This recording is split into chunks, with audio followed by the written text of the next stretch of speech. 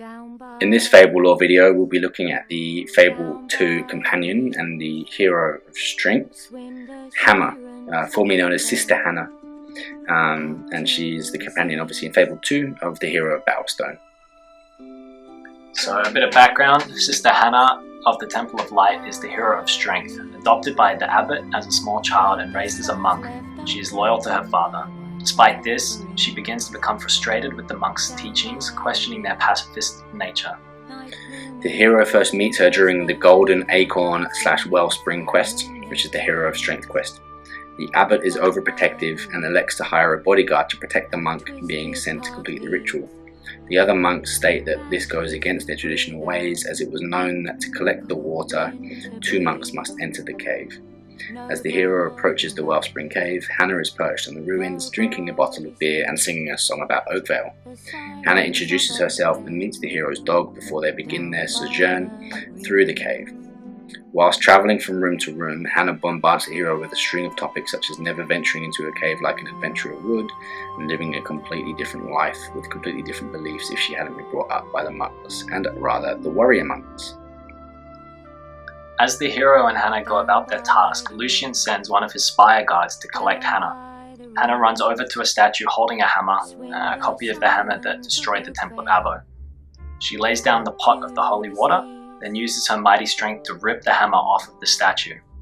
Anxiously, she then heads off to the temple. Upon their return, Lucian's envoy murders the abbot, Hannah's father. Enraged, Hannah defies the temple and breaks her oath of pacifism and kills him with one blow of her hammer. Her father's death finally lends much needed proof to her theories about pacifism, causing her to be called Hammer as opposed to her original title of Sister Hannah. And she sets out with the hero and Theresa on their quest to defeat Lucian.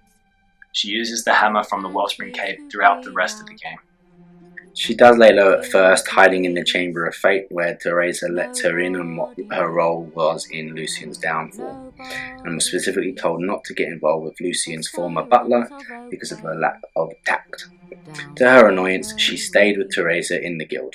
However, she soon joins the hero on the road to Westcliff. In Westcliff, Hammer was forbidden from entering the Crucible because of her lack of delicacy in dealing with Mad Dog.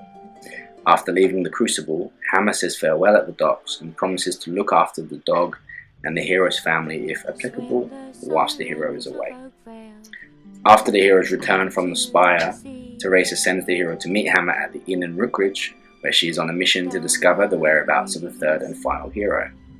There, Hammer is happy that the hero came back, and soon she, the hero, and Garth storm Brightwood Tower to activate the Cullis Gate there. The next time the hero sees Hammer, they are together on Smuggler's Beach with Garth and Reva, where they fight off countless Spire guards, Spire soldiers, and a great shard. Theresa appears and takes them all to Hero Hill, where they will call for the great weapon that will supposedly defeat Lucian. They are ambushed, however, and the 3 are taken to the Spire to be used as tools by Lucian. Once the hero defeats Lucian, and after he/she makes her/his choice, Hammer bids farewell. If the hero was good throughout the story, Hammer will mention that they are their best friend, and that she is really glad that they met, and that they won't be leaving anything behind except the best friend I've ever had. If evil, she will simply bid farewell. She is teleported to the north, where she could train with the warrior monks, as she was tired of killing, but is still interested in fighting.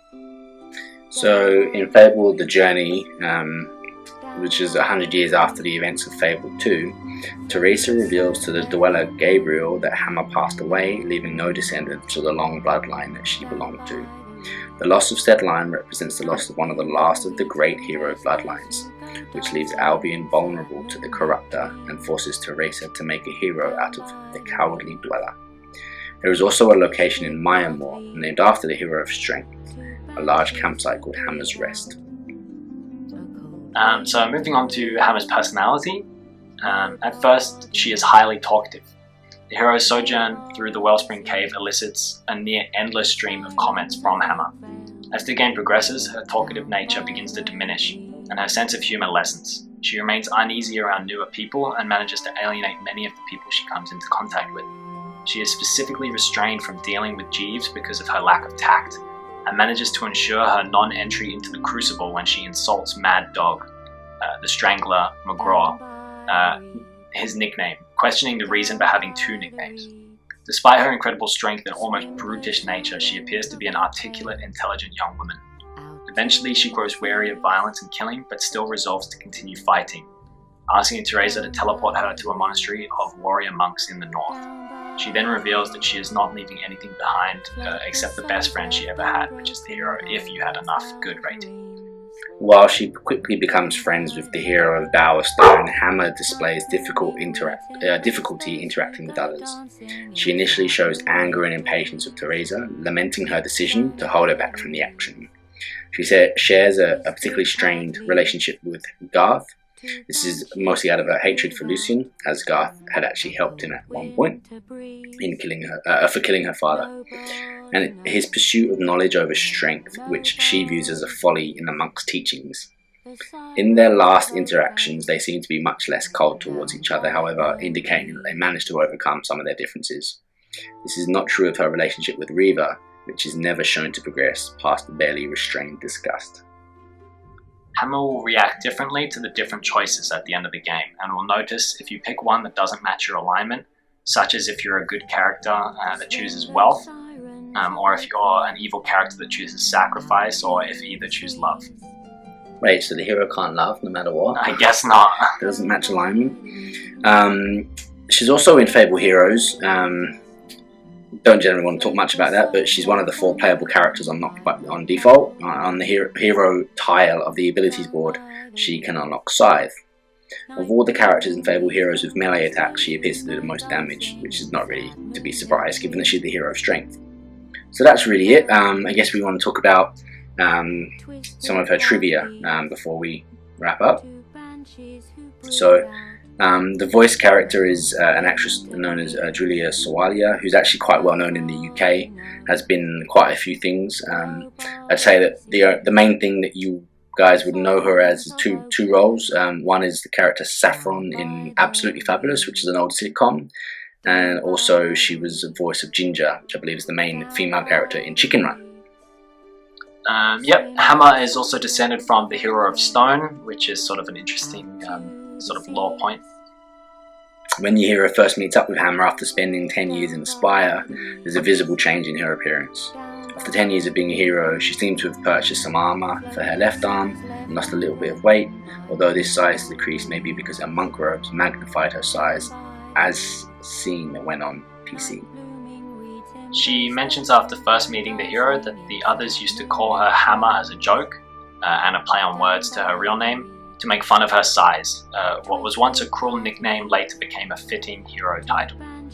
One may notice that she is extremely large, a physical effect of having a high mastery of strength. Larger than the hero can actually become from fully mastering strength himself. Which is really interesting. I've always loved that in Fable, the way that mastering different skills will actually physically change how you look. Like you'll get skinnier or more muscular, or that sort of thing. It's really, really cool. She's not bad, she's big boned. In the Pilgrim card, which is about Hammer, it says the Pilgrim's path leads to the north. And this could be a reference to either the hero going to Oakfield, located to the north of Bowerstone, or to Hammer going to the north herself at the end of Fable 2, or both. Hammer's Hammer, the Absolver, appears in Fable 3 as a pre-order incentive from Walmart and Game UK. Pretty cool. The Absolver reflects Hammer because to use its ability, you need to make yourself fatter, referring to Hammer's large size. She has a glandular problem. Became friends with 30 villagers, referring to Hammer's friendly personality, and killed 200 enemies, referring to Hammer being a monk. Evil enemies, has to be. Evil enemies, sorry, yeah. In Fable 3, Hammer is mentioned in the book The Pangs of Sunset. The book is acquirable after obtaining 17 books for Samuel during the quest The Pen is Mightier... ... The book can be found in Morningwood by digging at the grave of Ilona Pureheart. The book is a fictional, homoerotic tale involving Hammer, Garth, Reva, and Teresa. Now, I'm not sure why it's homoerotic if it involves men and women, but there you go. Yeah, it'd be an interesting read to be sure. Hammer's given name, Hannah, is derived from the Hebrew for grace, which links to her being a monk. And it's also a palindrome. Yeah, same, spelt the same, backwards and forwards. Hammer makes a couple of casual comments regarding the hero's lack of words when having a conversation with them. First being, "Boy, you're a quiet one," that's racist. And the second after informing what the wisps are in reality, "Don't talk much, do you?" Aside from that, there's not really that much else on Hammer. She's definitely an interesting character that might be something of note, perhaps in Fable 4 when it comes out, although I think... her bloodline is probably more important, but she's obviously the end result of that bloodline we know of. The culmination, I guess, yeah.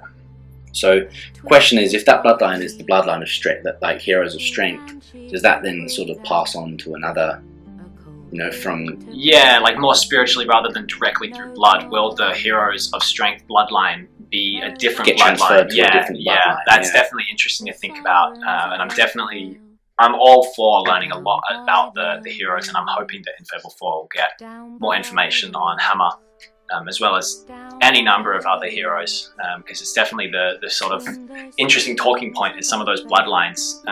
Obviously it's the main plot point of the first game, so it's definitely something that could definitely be brought back with a bunch of new characters from, you know, inheriting that bloodline in Fable 4. And something that wasn't mentioned in the trivia is even the name the Absolver for a hammer is quite funny. You know, the old idea of being absolved of your sins. Yeah. So I guess in her mind, the only way to absolve any of these enemies of their sins is to put them out their misery. Yeah, pretty much sums up the powers that strength can give you in Fable. So with that, I reckon that's all we have on Hammer, and we'll come back next time with some more Fable lore and some other videos that are coming soon.